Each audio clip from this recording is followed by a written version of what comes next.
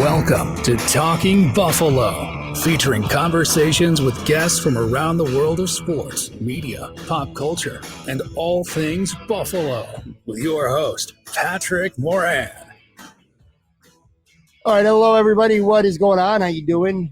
Welcome to Talking Buffalo, part of the Blue Wire Network. I am your host, Patrick Moran. Thank you, as always, for locking in. Before I get into today's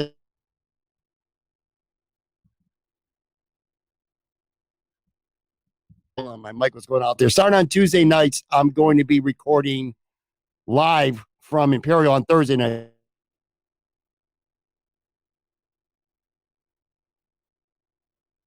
And it's going to be a lot of fun. And my guest today is going to be somebody, well, I'm going to drag his ass out there to one of these shows. Aaron Quinn, Cover One. What's going on, buddy? I see you early on. Hopefully it's not showing up on my audio, but I'm having some microphone issues. The mic keeps going out. Anyway, how you doing, buddy? I'm living the dream, man. Although here and you're in Western New York, the rain is miserable. We had a little bit of a heat wave here yesterday with some nice sunny, warm weather. We got to look at the sun and take some sunshine in. But now, I was just saying, I dropped my kids off at school and talking to the parents. I'd almost rather it be snowing, Pat. I know you hate snow, but this rain and like 38, 40 degrees is way worse than just go snow. I don't even care. I'm a rain guy typically, but I like rain when it's nice out, like when it's spring and it's not spring 40 rain, degrees cold. It's cold. supposed to get like 40 degrees or 40 mile an hour winds. I'm hearing about later on Thursday, which, by the way, I say this every week. Aaron and I are recording this Thursday morning. So some crazy breaking happens on Thursday. You're hearing this Friday. Sure. Oh, Tremaine Edmonds gets extended while we're doing this. Well, we won't talk about it. At some point, I got it in my notes here. I actually wrote down a few things today. You and Greg did a great show last night, Wednesday night, on your Cover One Buffalo podcast, going through your off-season priorities, which I kind of hate you guys because I worked late and it was around 11 o'clock or so, and I kind of put you on for a quick background. Like I was working on some other stuff, but I wanted to hear it. And I put it on. I was like, all right, I'm going to listen for 10, 15 minutes. I ended up listening for the full hour. I got to bed much later than I wanted to. But it was a good show, though. And there was a couple of things that you and Greg hit on that I want to talk about on this show as well. Before that, though, primarily, like today's premier subject, going to be Gabe Davis. I got to have this conversation. It's a very Are we going to fight, Pat? Subject. Are we going to fight today? We might. I don't know, which is funny because had we said that a season ago or 6 months ago, I would have been on the side that I'm ready to dig in and defend Gabe Davis to the end of this earth. I am a big Gabe Davis fan, and I have been for quite a while, but I'm kind of down on him right now. I want to get your thoughts on him and how you think things might play out with him this offseason. Before that, though, let's start with some actual news because I thought this was newsworthy. Earlier this week, Jesse Pegula put out a article in the Players Tribune, which I really like that. I love when players or athletes actually get to break news instead of it leaking to the media. But anyway, let me read a quote. This is regarding the condition of her mother, Kim Pegula. It read, "Today, my mom is still in recovery. And although it is the same answer every time someone asks me, it is true. She is improving every day. She's dealing with significant expressive aphasia and significant memory losses. She can read, write, and understand pretty well, but she has trouble finding the words to respond. It's hard to deal with and takes a lot of patience to communicate with her, but I thank God every day that we can still communicate with her at all." So, and then there was another significant revelation about this too, Aaron. Her sister Kelly gave her CPR and like quite literally saved her life. And, I just, again, your reaction to this, it's nice to finally get an update from the source itself. And, this is something I've seen conspiracy theorists on Twitter and Facebook, saying that she was dead and, this and that. And we didn't know anything. So it's nice to hear some news, but at the same token, it's not great news. What were your thoughts when you saw this? Yeah, one, it's not going to stop the conspiracy theorists. You could freaking put her right in front of their faces and they would call it fake. So that's never going to go away. I think there was nothing in there that I didn't already assume was going on in the situation. So it wasn't necessarily news outside of the horrible idea that Kelly had to give CPR to her mom who's in cardiac arrest. That image sort of stuck in my head as like just how difficult something like that has to be. I know my wife and I have been talking about it since the Damar Hamlin incident. It's a time for us to just go and get CPR classes done. I think if any Bills fans over the last 2 months haven't realized like those are important things we should probably all take seriously.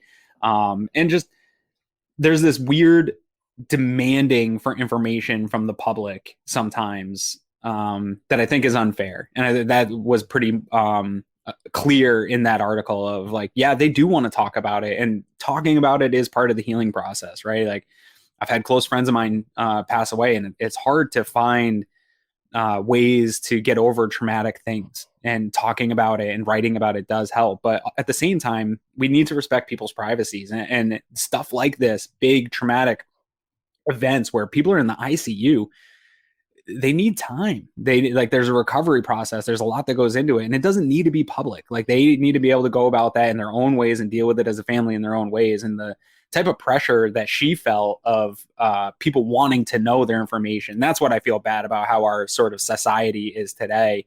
I can't imagine, what Damar Hamlin's family must feel like when they look online and see people like demanding that he be brought out in front to prove that he's alive. Like, dude, they just went through something. They lost their son for freaking 10 minutes on a football field. And like the guy had a major medical event. Like, back the hell off of these people a little bit and allow them to have the time and the space to process this traumatic event. We don't seem to respect each other. I think that's all ultimately where it's at. And so I'm glad, though, it sounded like this was a part of the healing process for Jessica and being able to write this down and get it out there and get that message out. But I do feel for the whole Pegula family here, and probably a lot of the people within the Sabres and Bills organizations. I do believe that is a tight-knit community here in Buffalo. And when they talk about being a family and all those things, I think it's all true. And I think we talked a lot about the top shooting, the Matarreza stuff, like all the different events the Bills team went through, the snowstorms, Damar Hamlin thing. And I think we kind of brushed over maybe how difficult it was early in that summer where things were going on with Kim Pegula, and probably not everyone in the organization knew. And not only outside of the fact that somebody you care about and are close with and work with is suffering through a medical trauma, but she's a big deal in the Bills organization. There probably had to be changes to succession plans and changes to people's roles. And the organization didn't really allow us to feel that as fans. They just kind of kept it to themselves, and nobody felt the repercussions of it. But I guarantee you it was felt internally. And it was another thing in terms of adversity that this team had to face that really nobody talked about because they kept it so private. Absolutely. I mean, again, you can add this to the list, all the stuff, and we don't need to rehash it all, but add the fact that their team president and co-owner was near death, and it's still, has a long way to go, according to what her daughter said. Really tricky subject, because at one token, it's like, yes, you got to respect privacy. At the other token, she is a team president and co-owner of a team, and that information, she's a public figure. Mm-hmm. But it's like, it's a really, I don't know that there's a right, actually, I do know that there's a right answer, because I think it was handled the right way. When the time comes and when the time's right, let somebody from the family, or when they feel like it's the right time to release some information. They do. Real quick, by the way, if you're listening to this on the audio side, there's not going to be any issues with the digital audio. If you're watching this on the YouTube side, for some reason, StreamYard, which is what Aaron and I record on, is being a little wanky today, a little wonky. My microphone has went in and out a couple times, so you might hear that on the video side, but on the audio side, it's going to be fine. Real quick, before I can dive into some other stuff, I got to say this because I just hate this guy as a human being, Aaron Rodgers. I really do not like this person. There's not many people out there where I root personally for bad things to happen to you, but I'm at that point with him. He's dicking around the Green Bay organization, and fans are on a league again. He's on a 4-day darkness retreat, or whatever the fuck it is that he's doing to contemplate his future. Look, first of all, none of us are stupid. Neither of us are stupid. Dude ain't retiring. I don't know. People on Twitter tell me I'm pretty stupid all the time. That's fair.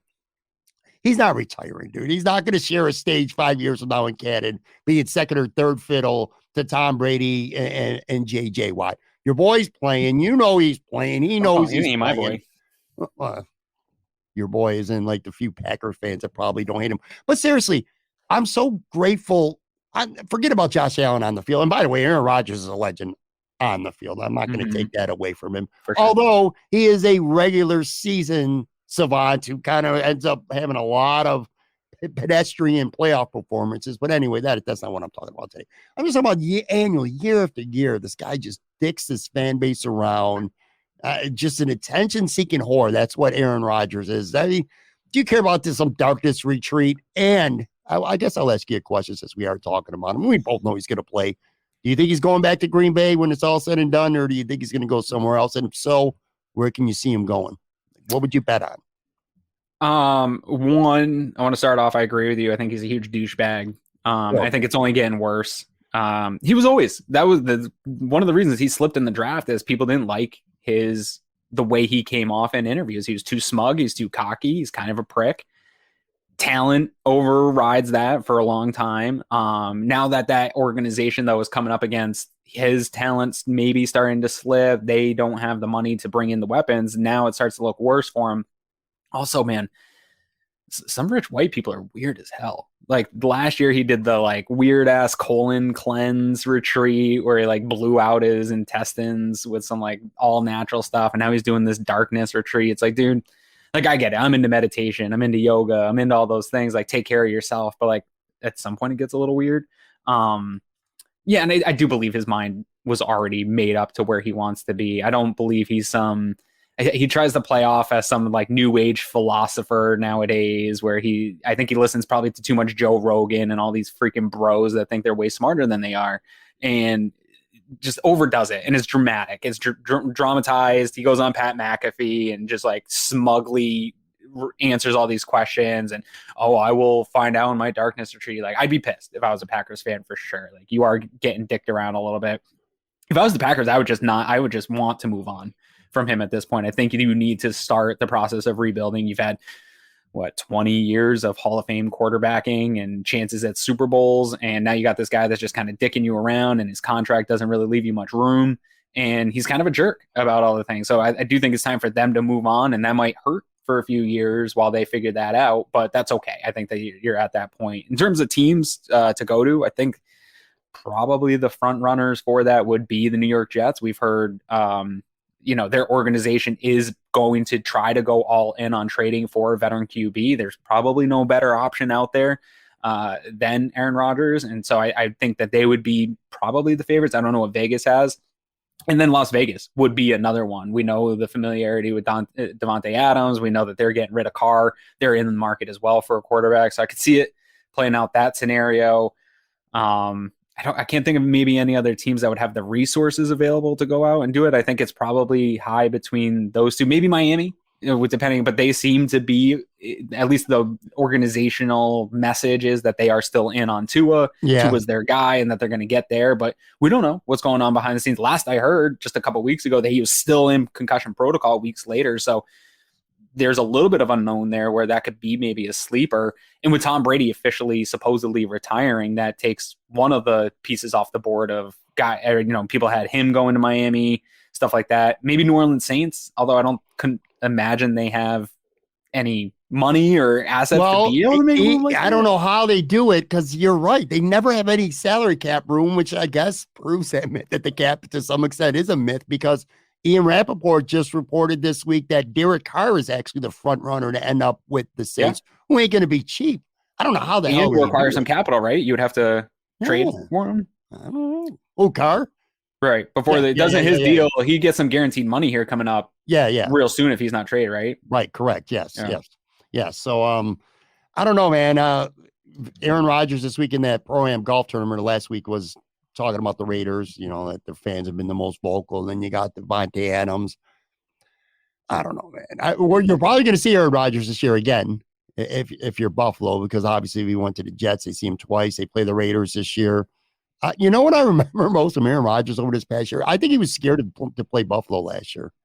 I really did. The way they played that game, that Green Bay, that Sunday night game, they played scared of the Bills, which was weird. It was like when the Bills were like this larger-than-life team early in the season anyway, and it just felt like Aaron Rodgers and the Packers, they just played them scared. But anyway, I don't like him, man. I don't. And there's not a lot of players.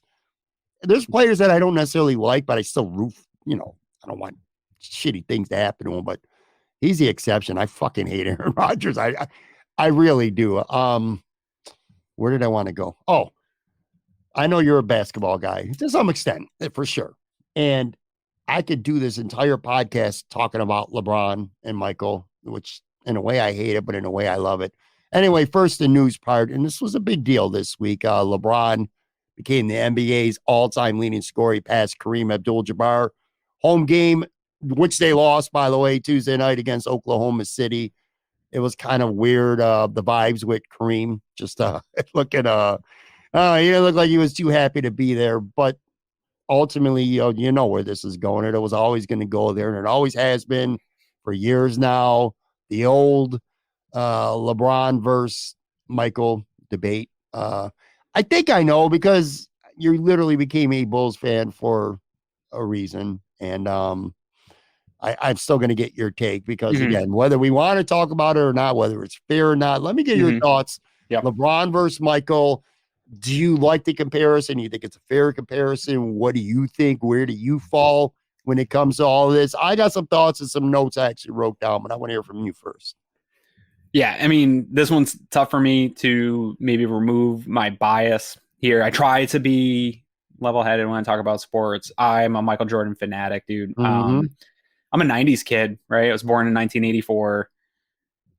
Bulls were everything to me, even more so than the Bills. My room as a kid, I cut out every single Michael Jordan image. My room was just taped Michael Jordan stuff all over the place. I wore my Jordan jersey to school every day. He was just different, dude. Like the 90s really was a period of time where like globalization started to happen and big time marketing around sports. And you just had some of the, and he was the guy that lifted it, right? Everywhere he went in the world, every kid in Africa, like no matter where you went in the world, everyone knew who Michael Jordan was because of the era that he was playing in. And he just lifted the game in such a way that I don't think we've ever seen an athlete rise a sport to the level that he has, and that he did. And just the body of work that he put together as well, I think backs up the evidence that he's the greatest. And I think it stops at him. It's number one. I think players before him, when you start talking about that, like Kareem, Bill Russell era, I hate to sound like a young guy that doesn't respect that stuff, but I don't really respect the NBA like pre 1970. I just don't. I think it was a bad version of basketball. You had like a few really premier athletes that were just dunking on dudes that were plumbers and freaking janitors at high schools that belong in like men's leagues nowadays. And so I don't think there was really a fair NBA. I don't think it started to get good until the 90s. I'm also not one of these people that believe 90s basketball was everything and that guys that play nowadays couldn't survive in the 90s. I think that talk is also a little bit overblown. That Jordan also probably put up some big numbers on guys that wouldn't make it and wouldn't survive in the NBA today. Athletes are better now than they've ever been. Sure. I have problems with the way the game is, but I also am a big time LeBron hater. And I've always been. I like his game. He's great. I'm not going to sit here and deny that he's a great player. He's phenomenal, and the longevity that he's done it with is unprecedented, in my opinion, with how he plays the game and how long he's been able to do that for. But I didn't like the way he handled portions of his career. And while it's probably unfair because in the 90s we didn't have access to athletes like we do nowadays, Jordan would look probably a lot different if Twitter existed. Not the best guy, probably on and off the court. I think we probably have a different opinion of how he is. I think where I'll give LeBron the most credit is I don't know that we've ever had an athlete at such a young age, right? High school kid, have so much fandom and stardom handed to him, and the amount of attention that's been on him. And the second he got to Cleveland, he's the cornerstone of not just that Cleveland franchise, but of the NBA. Really, he came in to save the NBA at that time and be the face of the league, and he's done it. And he's done it with, while I don't always agree with his decisions, and he's done some crying and stuff on the court, we've never had scandals or anything associated to him. He's never had it, and that's a lot of pressure, man, for somebody to live up to that and do it with the type of grace that he's been able to do. My hat's off to him, right? And he's built a big business along the way. I don't love that he left Cleveland and joined a super team to get his titles. I felt like that was a heel turn for wrestling terms. Like it was a little bit, and whatever. It ended up working out for him. And then now he's at a point in his career. What really bothered me recently, and this sounds like an old guy take, is he's getting to the points, right? He's getting to be the all-time leading point guy, but their team sucks, and he's just padding stats along the way. And it seems like the Lakers right now are just all about LeBron and his image and him trying to get his son in the league. And there is a lot of ego associated to it, but he's a great player. I don't think that's debatable. I do think recently I had Kobe ahead of him. I think he's past Kobe for me. I will put him at 2, but I don't think that he can be where Jordan is. I believe, even though you need super teams now to compete for championships, I still am a believer that the NBA basketball is one of the sports that is more influenced by one player than maybe any other sport. Like, you can have a great quarterback in the NFL and never even sniff a title, right? Like, just because it takes 11 guys on each side playing really well and as a team. Hockey really is the same way. Like, you can have great players on a hockey team, but you really need to play as a team and have different lines. Most sports require more of a team thing, where I do believe the NBA can be led by a great individual. And because he wasn't able to do the things that Jordan was able to do, like, if Jordan doesn't retire, you can't convince me they don't win 8 in a row. Like, anytime Jordan got to the finals, you can't convince me he wasn't going to rip out everybody's heart on the way to get a championship. And I think that just makes him that much different and puts him above the rest. 6-0 in the finals isn't by mistake, right? Like, that's real. And I think that's the stuff that keeps him as the greatest of all time. And he retired, whatever the reasons why he retired in the middle. If Jordan plays those 2 years, like, everything's totally different. I saw some stat the other day that Jordan could come back right now and not score for 114 games and still have a higher points per game than LeBron James. Like, that's an impressive feat that we've never seen. I don't know. I think MJ is up there, greatest of all time. I'm going to have a hard time finding anybody that's going to knock him off. I'll tell you right now, and this is a petty stat, and I saw it on Twitter, but I thought it was kind of humorous, actually. When LeBron broke the record earlier this week, he only needed 4,000 more points in the fourth quarter to catch Michael Jordan's points per game average. Anyway, ultimately, I fall with Michael Jordan too, but I do want to say I hate the comparison. I understand, especially when you're content creators. This is what we do. We pick topics and we talk about them. Sometimes we agree. Sometimes we debate them.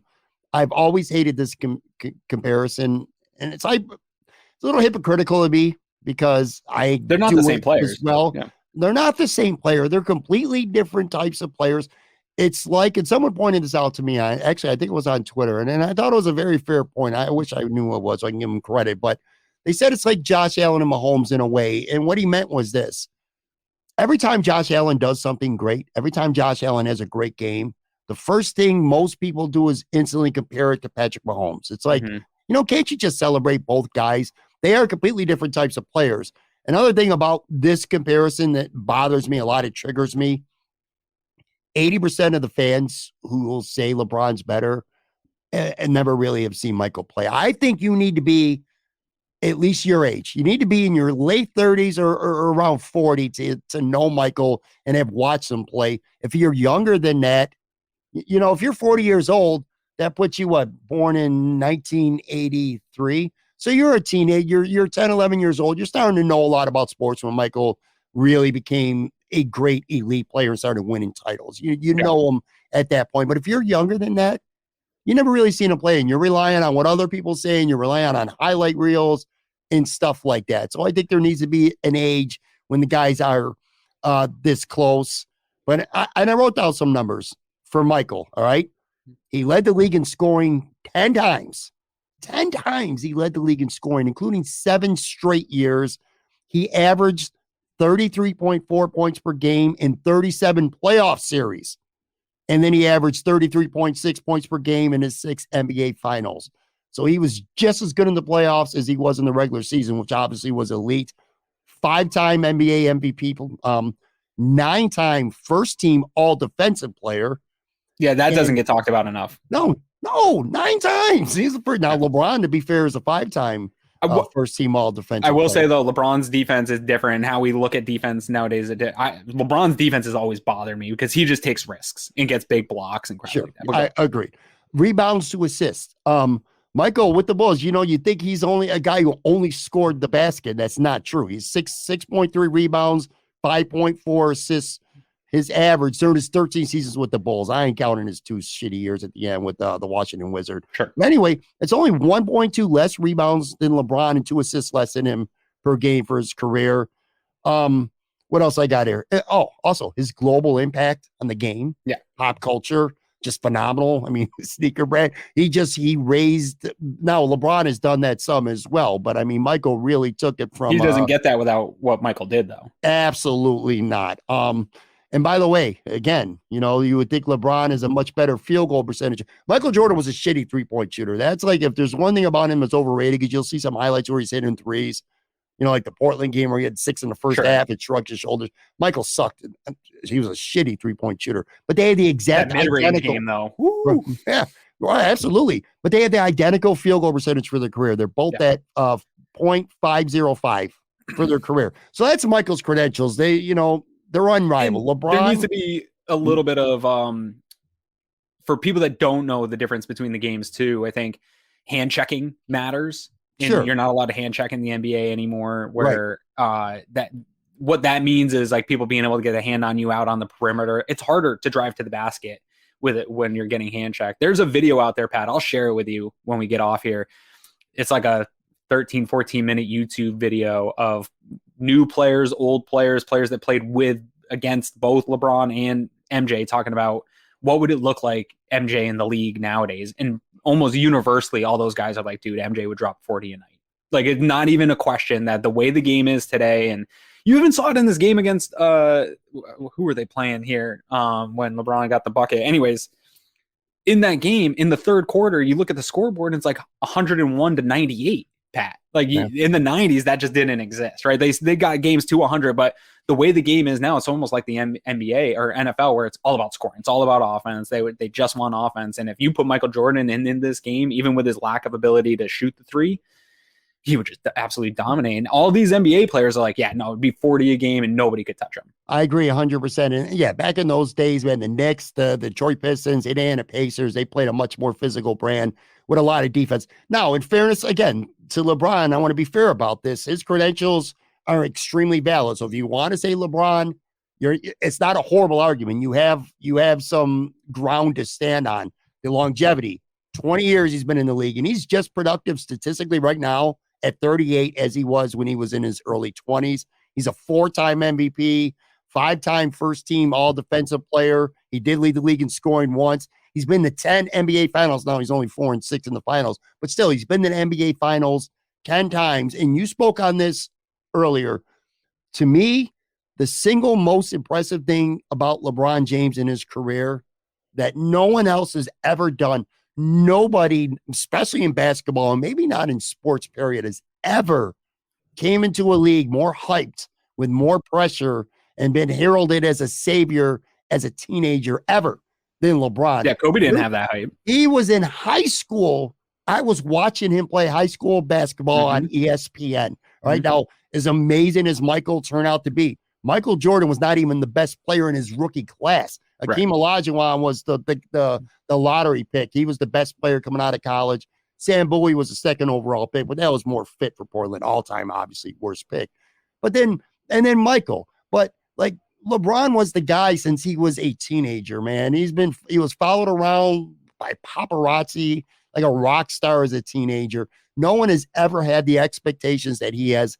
And in an era where everything is scrutinized, and if you slip up once, right, like people would just kill you. And he's completely lived up to the hype and in a lot of ways exceeded it, man. Again, 10 finals appearances, all the MVPs, 4 rings.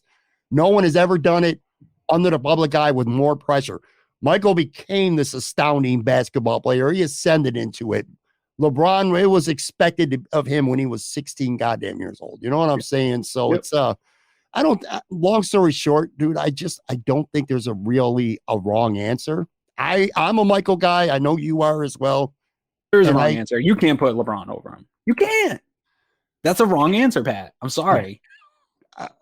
I agree. I think you can. I say Michael, but I don't know. I think LeBron is the greatest athlete to ever be in the NBA. That's where I can give him greatest of. I can't give him greatest player. I think he's the greatest all-around player. Again, and I hate the comparison, because if you're ever going to make a comparison, it's Michael and Kobe. I think Kobe is 90% of what Michael was. They're the same type of player, though. Ruthless, mercenary type players who would run over their mom to win a basketball game. You know what I'm saying? Mm-hmm. Scored the basketball, played really intense defense.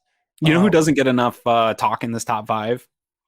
This might be a topic for another pod. Hakeem Olajuwon. Yeah, you're preaching to the choir. I'm a big Hakeem guy, man. He just wasn't marketable. Struggled with the language, but dude, the go look at his stats. If people want to look at like an all around player, I agree 100%. You know, maybe even next week we're going to have a discussion. We're going to talk about our favorite basketball players of all time. Now, I'm not saying the best necessarily. It's, you know, give me 3 or 4 of your favorites. You know what I'm saying? I'm not talking about necessarily guys who you think are 3 of the 4 best. All right, we'll lead the conversation there. I half agree with you because I am also on team MJ. But at this point, with what LeBron's done for 20 years and still playing at the level that he is, if you want to tell me that LeBron's the guy, I think you at least have a case. A couple of years ago, I wouldn't have even heard this case. Like if we were at court right now and I was a judge, I would have threw this shit out and said, you're delusional. Now I would hear your case. If that makes sense. Yeah. Anyway, all right, let's take a quick break, come back. We're going to have a Gabe Davis discussion, one that I've wanted to have for a handful of weeks, though.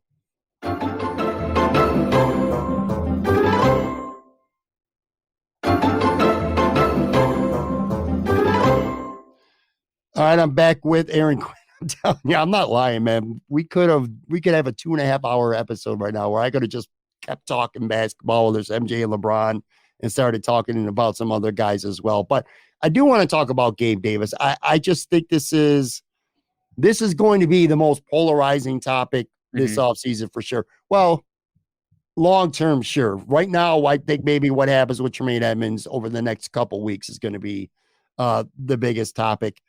Again, I want to reference what I heard on Wednesday night on the show that you and Greg did on Cover One about your offseason priorities. Greg's, and I found this interesting. Greg's top priority was to fix the slot position. Only because he knew what mine was going to be. Right. Both of ours is protect Josh Allen. Protect Josh Allen. Yeah, exactly. That's your hashtag, protect Josh Allen. That's it, man. All offseason. Your third priority was an influx of speed, separation, and youth in the wide receiver room. Where do you fall when it comes right now to Gabe Davis? I want to read a tweet. I don't have it to pull up, but it's from a guy named Jer Barlow. I don't know if you're going to agree with this, but I think it's worth discussing. And this is what gave me the idea to have this topic this week. This was his tweet. He said, Gabe isn't the issue. He's a great 4th-round pick. It will only be an issue if we go in the next season with him as the number 2, which he clearly isn't. It's more about stats. He's a limited route runner with poor short and medium separation skills. Need more at number 2. And I follow you on Twitter, and we're friends, and I watch your show with Greg's. I kind of know where you're going with that. But when you hear something like that for people watching and listening to the show right now, like, how do you respond to that? That they need more talent? Is that what he said? He's saying that he's a good player. You know, he's right. he was a good draft pick. He's saying that he's throw the stats out. He's a limited route runner and has poor separation skills, especially at short and medium routes, and just feels that they need more at the number 2 wide receiver position. Now, I know you could point out, and you have, that statistically, Gabe Davis is not a bad number 2 receiver overall. You know, when you compare it to the rest of the league, and you talk about this a lot, where sometimes context matters. You know, where does a guy rank among his peers around the league as opposed to what you think? You think that Gabe Davis needs to be T. Higgins, and that's not necessarily true. That's where I think the frustrating part of this whole conversation is, Pat. So yesterday I put out, I was thinking about this whole conversation because it's clearly a talking point on Twitter about wide receiver 2, right? Everybody's talking about wide receiver 2. How do you get better there? And I'm in football philosophy terms, I don't even believe that wide receiver 2 is a thing anymore. I think it used to be like, for Bills fans reference, Eric Moulds and Peerless Price. You had to have one guy and then another guy that was slightly different, and they were boundary guys, and those are going to be your top 2 targets. I don't necessarily believe that has to be the case in the NFL anymore. You need production, and you need to have a certain amount of production from your whole group, regardless of where it comes from, right? So I wanted to put that out there, but then I wanted to look at, to your point, I'm always trying to, I know that people think I'm a homer. I know that people think I'm just looking at the Bills through rose-colored lenses, and that's the only way I look at it. But really what I want to do is compare us to our peers. And I think every time you do that, it's never as bad as people feel like this team is. The gap is never as far as everybody feels like it is, because I do think it's important to compare to the people you're going up against here. And in terms of separation and lack of route running, I think this is a little bit of a myth to that. I think it's overstated. I love Joe Marino. He and I are good friends. We talk all the time. I think a lot of this, what people are saying is based on podcasts he's done where he's talked about the lack of separation, the lack of a route tree. And who was it? Patrick Peterson on his podcast this year had made a comment that they knew the routes. There were a limited amount of routes that Gabe Davis is going to run. So he knew what they were going to be working on. Yeah, he said he runs 3 routes. But that's not, I don't think that's a Gabe Davis thing, dude. I think that was a Ken Dorsey problem. I really do. I think that Ken Dorsey's utilization of both Dawson Knox and Gabe Davis are at the center of how we're having these conversations about these guys in this offseason. And unfortunately, Gabe Davis is really the lightning rod, but I think it's because the expectations got way too high after his performance in Kansas City. And this happens a lot with players where our own expectations maybe ramp up far too high for a guy to hit. And when they don't hit and meet our expectations, then we're out on them, right? Like there's no middle ground of Ed Oliver right now is the same thing. He's a undersized guy that was drafted high. So everybody plopped the Aaron Donald comparison on him. And because he doesn't play like Aaron Donald and isn't making crazy splash plays like that, everybody's calling the guy a bust. He's a good interior defensive lineman. Like he creates havoc. Is there flaws? Yes. Do we want him to get better? Yes. Has he lived up to his draft pick?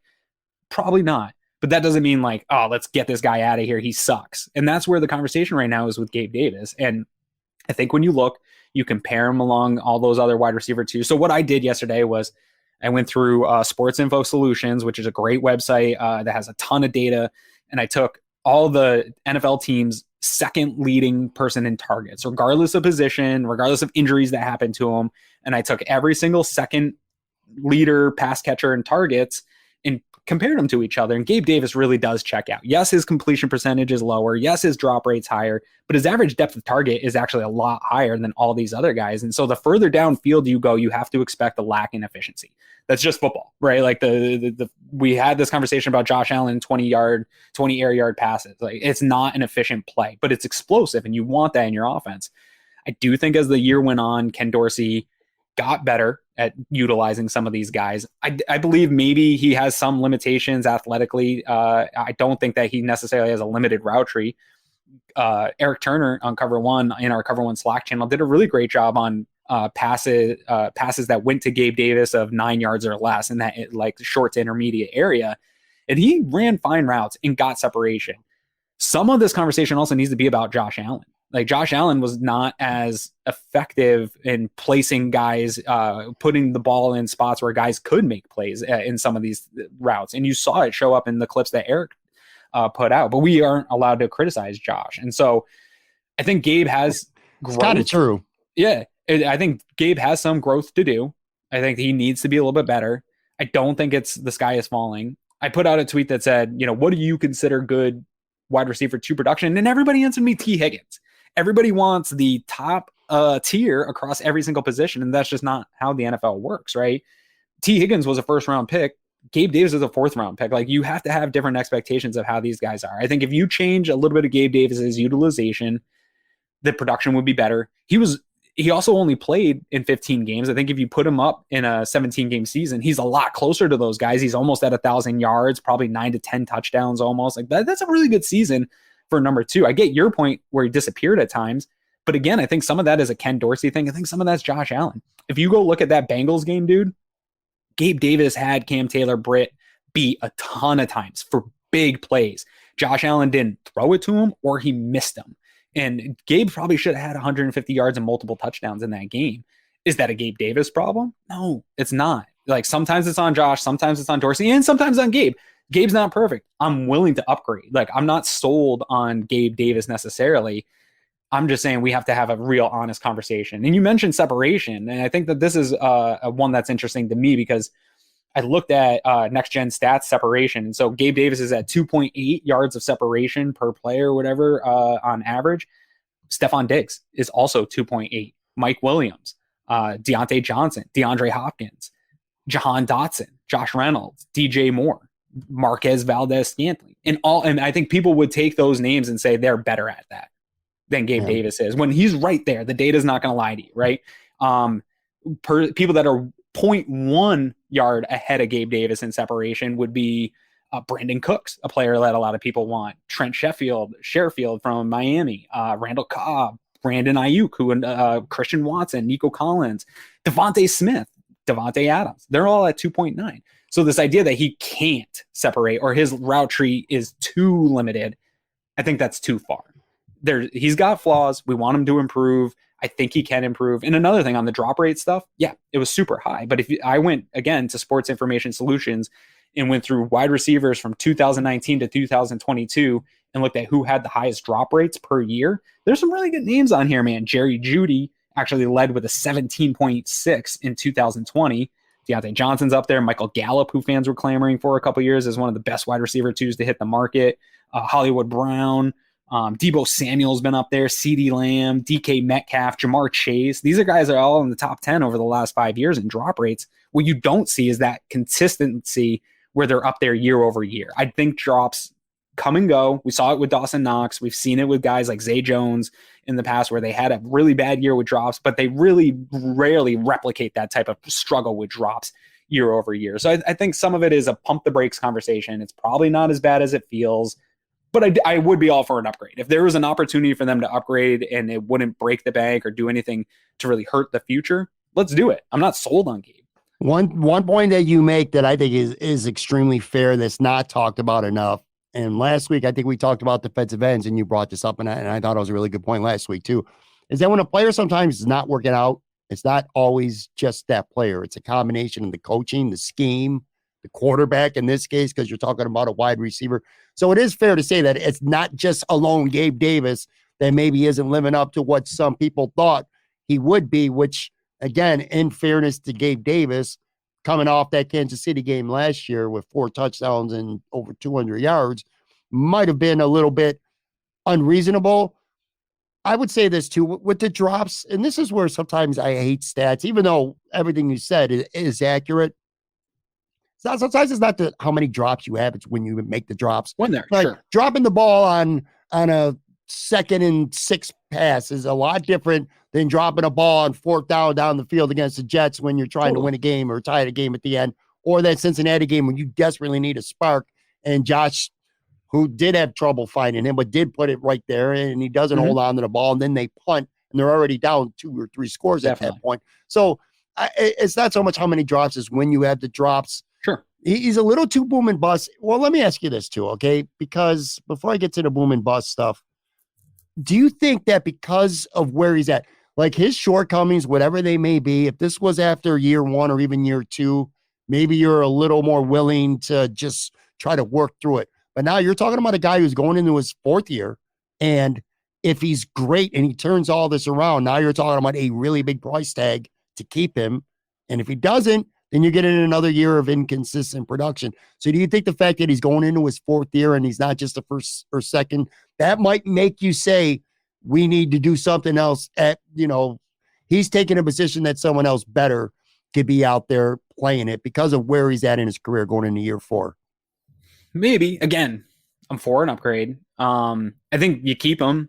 And the conversation I was having with Greg last night is I do believe the Bills need to really start investing some youth into this room, because outside of Gabe Davis, there hasn't been any assets really used on younger. It's always been guys on 2nd and 3rd contracts, getting guys that are a little bit older, which is fine. I think it mattered a little bit more when Josh was younger, but now that Josh is coming into his own, I think you need an influx of youth. So for the 2023 season, I'm okay with Gabe Davis being your 2nd best wide receiver. I actually don't think the weapons on the Buffalo Bills are as far off as people think. And when they got booted out of the playoffs, me neither. The feeling was way worse, and everybody started tweeting out like, oh, you look at these other 4 teams, how much better their skill position players are. Because they got held to 10 points that game. It's a bad look. They got held to 10 points. It didn't look good, but I'll tell you right now, watching it back and talking to some people, a lot more of that being held to 10 points is probably on Josh Allen than maybe anybody else on that offense. He just had a bad game. He had a really bad game, and that's going to reflect poorly on everyone else. But nobody wants to talk about Josh, and so it's a lot easier to dump on Gabe because we already were.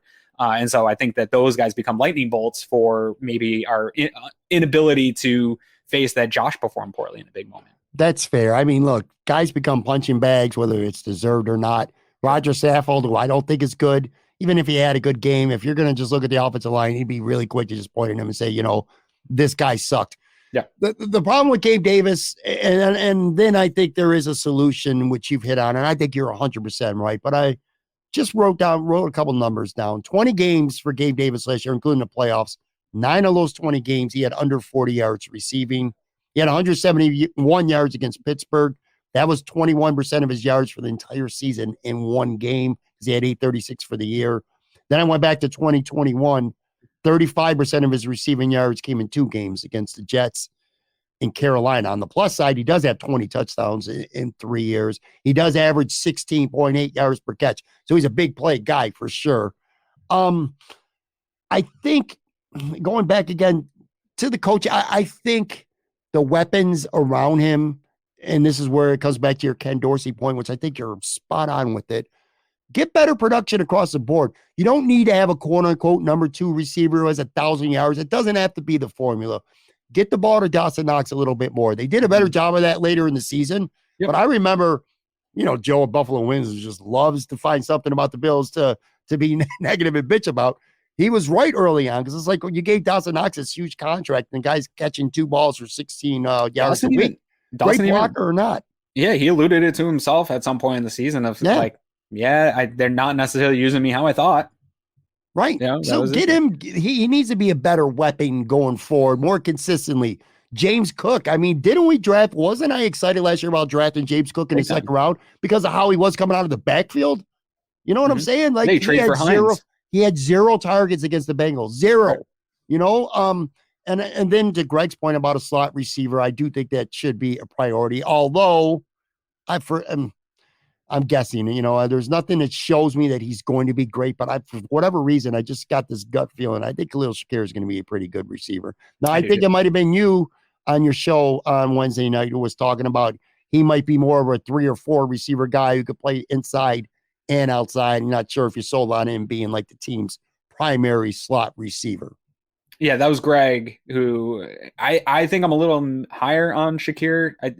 Shakir's, to me, is a guy that when you look at him, he doesn't appear as athletic as he actually is. And every time he touches the ball, he's gaining yards. He's always going forward. And there's flaws in his game early on. He was missing blocks. He was running wrong routes, stuff that you do kind of anticipate from rookies. I'm hoping that he takes a big leap here this year. I'd like to see him maybe utilize more in some of the gadget stuff because I do think I got a little bit killed for this by some people, and some guy on Twitter just continues to bring it up on me. But I had a comparison to Robert Woods, and not in a comparison that I think that he's going to be as productive as Robert Woods has necessarily been in his career, but in terms of when you looked at Robert Woods and you saw him play, you didn't think of him as a speed guy, right? Or somebody that was like super athletic, but he is, and he's always getting yards after catch, and he's always breaking tackles and things like that. And he is somebody that you can use in some of the jet motion type stuff, screen game type stuff. I'd like to see Khalil Shakir take that role over. I want Isaiah McKenzie off this team. That role isn't needed. He's a very straight line speed guy. He doesn't do much with the ball in his hands. I'd like to see Khalil taking over some of that stuff this year, plus getting worked into the slot. I don't know that he can be your number 1 main slot guy. I think you need to get him involved in this. We saw him with the ability to make some really impressive catches. We saw him with the ability to run with the ball after the play. I like what he can provide in this offense. I'm not sure if he can be the slot or not, but I would like to see it and see him get a chance to do that this summer. So you would say good production for Khalil Shakir in year 2 would be a 2021 Isaiah McKenzie, where he wasn't the starter, but did some things for him. He had a couple good games, McKenzie, in 2021. To your point about Isaiah, by the way, they could save like $2.4 million. So I do think there's a possibility. I think he's good as gone. That they do move on from him. All right, so when it all comes push and shove with the receivers, Khalil Shakir, Diggs, let's not even talk about him. Shakir ain't going nowhere. I don't think they're not going to cut Gabe Davis. There's just zero financial sense to cut him. It's not going to happen. He's on year 4 of a rookie contract. That shit ain't happening. So there's 3 right there. I agree with you about McKenzie. What else what do you think ultimately they do? Not what do you think they should do? That's already been established. So You know the situation with who they have and who they want to re-sign and what they may or may not do. Cole Beasley has said that if he'd like to come back to Buffalo, side question, do you think that would be a mistake for the Bills to bring him back? Or do you go bigger fish hunting if you want a better slot receiver? What do you ultimately think they're going to do? Not necessarily what you want them to do at the position.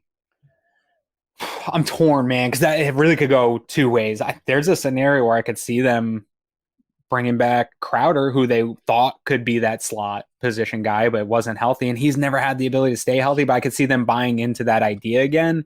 And then Cole Beasley, which is not sexy. Like, I could see them running that type of thing back. So it's hard for me to separate what I think they will do and what I want them to do, because what I want them to do, I think, is also on the table, which is to address it in free agency with maybe a player that's underperformed on his current, younger guy, somewhere like 25, 26, that maybe has underperformed or had some injuries, but had high draft stock, has some high traits. There's some guys out there with some speed that you can put in that Isaiah McKenzie role, or wide receivers 4 through 6. I'd like to see him make that investment in free agency. And then I do think, as much as I am about this protect Josh Allen, and I've done mocks where it's 3 or 4 offensive linemen in a row, if a receiver falls to you in those first 3 rounds of the draft that you think can be somebody that can either push Gabe Davis now or into the future where you're not going to have him. And we also have to have an honest conversation about Stephon Diggs approaching 30 and when he's going to hit a wall and how that's going to look for us, because I think you need that influx of guys. So if you have an opportunity, whether it's the kid from Ohio State to fix the slot, or some of these guys that could be more traditional wide receiver 2 type guys, I do think that this might be the year where you have to do it in those first 3 rounds and make a serious investment into your wide receiver room. So that to me is both what I think I want them to do, is the investment in free agency plus the draft, and also where I think that they might be looking. Wide receiver taken early in the draft. I like the idea because, again, Gabe Davis is going into a contract year. So if he plays well, he may want more than what you're willing to pay him. And if he doesn't, you're definitely going to want to move on from him after that. So I would love also, there's a lot of these rumors about T. Higgins being on the trade block. I think that's bullshit. I think the Bengals would be idiots to try to break up having 2 number 1 wide receivers while you still got them. There's no benefit. I mean, they're in a Super Bowl window, so why would you do that? Right. Tyler Boyd might be one, though, to keep an eye on, because I don't think they'll be able to keep all 3 of those guys. And I don't know that Tyler Boyd's an answer to anything, but it could be a 1-year Band-Aid while you're still in your Super Bowl run. And he would be perfect in a slot role. I think how the team internally feels about Khalil Shakir will be pretty telling by what they do at the position. If they do bring back Cole Beasley or Jamison Crowder, that tells me that, those guys might play a little more early, but that they trust Shakir a little bit more down the road. All right, let's finish with our weekly, finish the thought, finish the sentence, whatever you want to call it. And by the way, I do want to say you did hit on wide receivers and draft picks. We will do for a third straight year, actually, with Aaron. I'm going to have him on. We're going to do 6 weekly mock drafts starting sometime in March, leading right up to the draft. Those are always fun. Last year, you and I were Cam Taylor Britt. I think we took him in 5 of our 6. He's going to be a good player, man. He is going to be a good player. I like him a lot. Anyway, all right. So we're going to have, just like every week, 3 random questions, just an opportunity for people to know a little bit more about Aaron, and I guess by extension, myself as well. Let's start with a song that will forever put me in a good mood when I hear it is blank. So I'm cheating a little bit on this one, Pat, because I want to give you 2 answers, because one of them is, this is a conversation we've had a couple times. My answer would be Step in the Name of Love remix by R. Kelly. The remix version, it's a long song. It's beautiful. It's a great R&B song. It gets me in the mood. Whenever I got to clean the house, I pop it on. But I don't feel like I can say that because he's such a piece of shit. And there's part of me that hates listening to his music, but it's such good music. I'm torn. I'm torn on R. Kelly, man. So I can't put it, but I wanted you to know it's a fantastic song. It gets me in a good mood. The one that I am going to go with, I've talked about on the show before, actually. It's Remember the Time by Michael Jackson. When he starts, I can't be mad. And I get up and I feel all through my body. I just want to dance. I really like that one a lot. I'm going with, it's from the 80s. You remember Rock Steady by the Whispers? Mm-hmm. We began to rock. Every time I hear that, I just start doing this. And no matter what I'm doing, if it's in the house, out somewhere, I hear that sometimes when I go to a bar, I put that in the jukebox. I just want to get pumped up and get in a good mood. Not the best song ever, but it's certainly one that I like, and it just always kind of uplifts me a little bit, gives me a really good vibe. All right, moving on here. One of my favorite things to do for alleviating stress is blank. Used to be bong hits. Now it's hot tub. We got a hot tub, and I love going in there and just soaking on a cold night. You got a hot tub? Yeah. Yeah, really? It's my favorite thing that we own. Absolutely. We bought the house. It had one. That one broke. I bought a new one immediately. I will never live without one again. I just love soaking in the hot tub. It brings me right back. I just sit out there in the cold and soak in it for 20 minutes. I feel great. I'm not privileged enough to own a hot tub. I do have my sister-in-law has one at her house in Orchard Park, which is about maybe 10 minutes away. I've been there a couple of times. My son goes there a lot. He hangs out with my nephew, and so he's always in the hot tub. For me, I know this is a really boring answer. I just like to walk, and I'll go on a walk with headphones on, man. 90% of the time it'll be music. Once in a while it'll be a podcast. Now, to be fair and honest, I did this a lot more in Florida. It was always nice out. It's nice. I would walk around. We had a complex with about maybe a quarter of a mile, third of a mile, area. And I would just walk around the parking lot a couple times a day and listen to music and just walk. It just felt good. I love that. Gets rid of stress. I haven't really done it so much here in Buffalo. It's hard the last 4 months. It's fucking going to be snowing or raining or cold and freezing everything. Don't get me started. Yeah, man. dude. My wife and I, honestly, we go for one of our big things is going for walks. We go for like 3-mile walks almost every day when the weather's nice, and it sucks this time of year because you just can't do it. I'm going to Florida. Actually, I'm going to Florida this year for St. Patrick's Day, which was a tough decision, but there's something going on in Florida specifically that I want to go for. It's going to be tough for me to want to come back, man. It's because it's going to be so gorgeous. Now, to be fair, in Buffalo by St. Patrick's Day, it's usually starting to get nicer. In fact, last year I went on a pub crawl and it was like 70 degrees. I was wearing a t-shirt last year in Buffalo for St. Patrick's Day.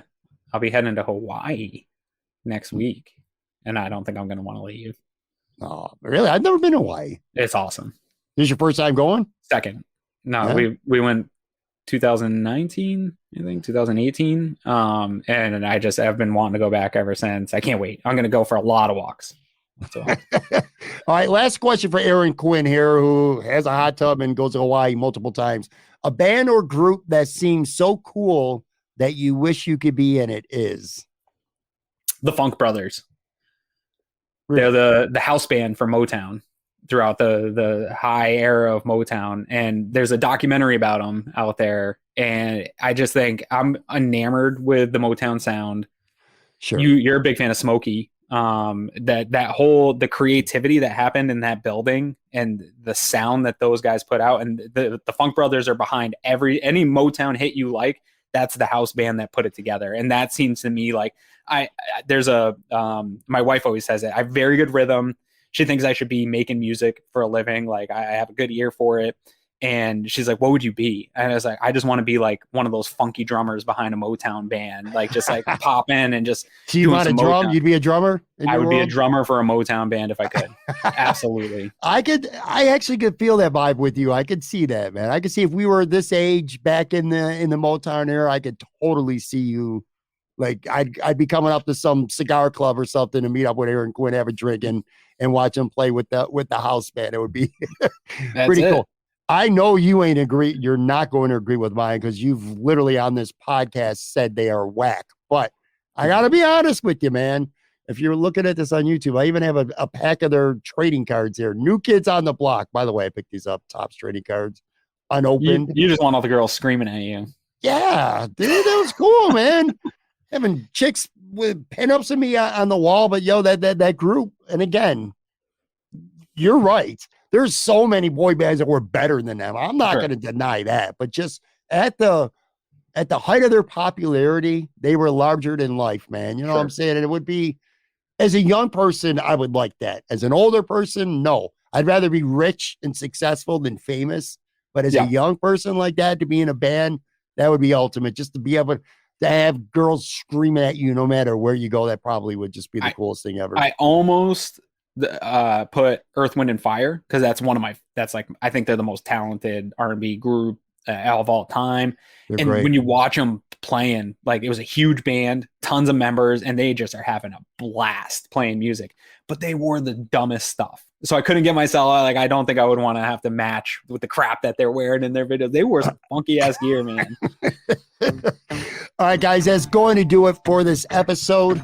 Make sure you check Aaron and Greg out. Cover One Buffalo podcast on Wednesday nights, except for next week, because Aaron's going to be in Hawaii. But aside from that, make sure you check it out. It's a great show. Seriously, I really do get good value when I listen to you guys. Follow Aaron on Twitter too at Aaron Quinn 716.